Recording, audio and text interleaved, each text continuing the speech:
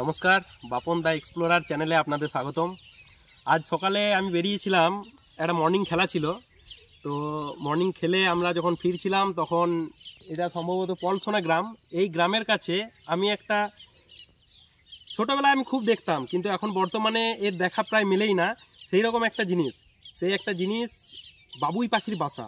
সেই বাবুই পাখির বাসা আমরা রাস্তায় যেতে যেতে দেখতে পাই। তো আমি একটা বাবুই পাখির বাসা দেখাচ্ছি।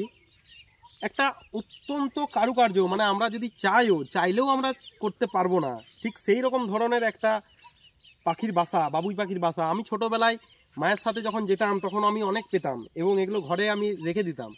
এগুলো বড় বড় হেরিটেজ সাইটে এখনও অবধি সুন্দরভাবে সাজিয়ে রাখার মতন একটা ব্যাপার হয়ে থাকে।